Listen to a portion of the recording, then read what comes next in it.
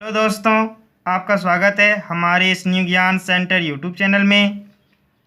यह वीडियो कक्षा 11th के छात्रों के लिए बहुत ही इम्पोर्टेंट रहने वाली है, क्योंकि इसमें मैं आपको निबंध लेखन के बारे में बताऊंगा कि आपको निबंध कैसे लिखना है। तो हमारे इस वीडियो को पूरा अंत तक जरूर देखें।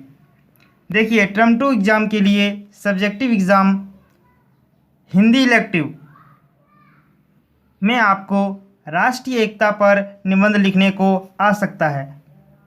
तो इसे आप ध्यान से देखिएगा, निबंध को कैसे लिखना है। देखिए, बीच में यहाँ पे आप लिख दीजिएगा उत्तर दे के वहाँ पे राष्ट्रीय एकता। देखिए, उत्तर यहाँ पे लिख दीजिएगा और ऐसे राष्ट्रीय एकता पे लिख दीजिएगा और बीच में क्या दे दीजिएगा, ऐसे डाले दे दीजिएगा, ठीक ना। और सबसे पहले लिखिएगा अर्थ और महत्व, ये लिख के डैश दीजिएगा। इसका अर्थ क्या होता है और इसका महत्व क्या है। तो देखिए, राष्ट्रीय एकता का तात्पर्य है राष्ट्र के सब घटकों में भिन्न विचारों और भिन्न आस्थाओं के होते हुए भी आपसी प्रेम, एकता और भाईचारे का बना रहना।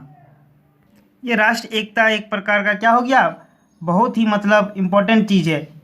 इसे हर एक देश को अपनाना चाहिए।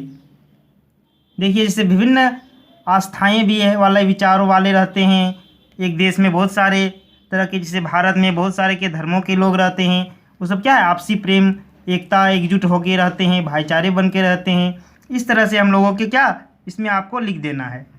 और देखिए आगे, देश में विभिन्नताएँ हों फिर भी सभी नागरिक राष्ट्र प्रेम से ओतप्रोत हों। देश में क्या है, बहुत सारे विभिन्नताएं भी, फिर भी एक हमको परिवार की तरह, एक राष्ट्र प्रेम की तरह आप लोगों को क्या करना है, ओतप्रोत से हो। देश के नागरिक चाहे किसी भी धर्म का हो, चाहे हिंदू धर्म का, मुसलमान, ईसाई इत्यादि, सभी लोग मिलजुल कर रहते हैं। राष्ट्रीय एकता का भाव देश में भवन में सीमेंट का काम करता है। जैसे भवन में ईंट, लोहा, बजरी इत्यादि भिन्न भिन्न पदार्थ होते हैं और सीमेंट उसे जोड़े रखता है। उसी प्रकार राष्ट्रीय एकता का भाव समूचे राष्ट्र को शक्तिशाली, शांति और समृद्ध बनाता है, शांत और समृद्ध बनाता है। मतलब जिस प्रकार सीमेंट है ना, बालू, ईंटा, गिट्टी, छड़, सीमेंट, जो भी चीज़ है, सारा सीमेंट क्या करता है, उसको पूरा एकदम मजबूती से जोड़े रखता है, पकड़े रखता है एकदम। इसी तरह से राष्ट्रीय एकता क्या है, समूचे राष्ट्र को शक्तिशाली, शांति और समृद्ध बनाता है। अब देखिए, भारत में विभिन्नता लिख के डैश दीजिएगा और इसमें एक थोड़ा लिखिएगा, भारत अनेकताओं का देश है। यहाँ अनेक धर्मों, जातियों, वर्गों, संप्रदायों और भाषाओं के लोग निवास करते हैं। जाहिर सी बात है, भारत में क्या है, अनेकताओं का देश है। इसमें सभी धर्म के लोग रहते हैं, बहुत सारे भाषाओं के लोग रहते हैं। यहाँ के लोगों का रहन सहन, खान पान और पहनावा भी भिन्न है, फिर भी क्या मिलजुल कर यहाँ पे रहते हैं सब। अब देखिए, अनेकता में एकता लिख के दीजिएगा डैश। भारत में विभिन्नता होते हुए भी एकता की शक्ति है। यहाँ सभी जातियाँ मिलजुल कर रहती है। यहाँ प्रायः लोग एक दूसरे के धर्म का पालन करते हैं। भारत की यह दृढ़ मान्यता है कि सत्य एक है, सत्य तक पहुँचना, यहाँ क्या हो जाएगा, पहुँचने हो जाएगा। पहुँचने का रास्ता भले ही भिन्न हो,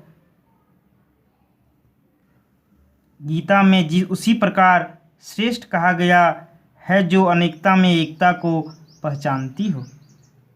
आगे देखिए क्या लिखना है आपको, राष्ट्रीय एकता के बाधक तत्व, जो राष्ट्रीय एकता में जो बाधक बन के आता है उसे आपको लिखना है। भारत की राष्ट्रीय एकता के अनेक बाधक हैं। सबसे बड़ा बाधक है कुटिल राजनीति। कुटिल राजनीति बहुत ही बड़ा क्या है, बाधक है। यहाँ के राजनेता अपने वोट बैंक बनाने के लिए अल्पसंख्यक लोगों को अकेलापन का एहसास होने लगता है। मतलब उसकी ओर ध्यान नहीं देता है। जो अल्पसंख्यक लोग हैं ना, उसकी लोग क्या करते हैं, राजनेता लोग उसकी ओर ध्यान नहीं देते हैं ज़्यादा। इसीलिए उसे क्या होता है, अकेलेपन का एहसास होने लगता है। बहुत सारे राजनीति हथकंडों का प्रयोग करके देश को तोड़ने का काम करते हैं और कुछ राजनेता ऐसे होते हैं जो देश को तोड़ने का काम करते हैं। इससे देश में रहने वाले हिंदू, मुस्लिम, सिख, ईसाई सभी प्रकार के लोग आपस में प्रेम से रहना चाहते हैं, लेकिन भ्रष्ट नेता उन्हें बांट कर रखना चाहते हैं, जो कि बहुत बड़ा ही विडंबना है एक हम लोग की कि देशवासियों के लिए। इस तरह से राष्ट्र एकता में बंधकर उत्पन्न करते हैं। अब देखिए परामर्श और संघर्ष के दुष्परिणाम। जब देश में कोई भी दो घटक संघर्ष करते हैं तो उसका दुष्परिणाम पूरे देश को भुगतान करना पड़ता है। यानी कि जब भी दो घटक संघर्ष करते हैं या फिर लड़ते हैं या झगड़ते हैं तो क्या पूरे देश को दुष्परिणाम का सामना करना पड़ता है।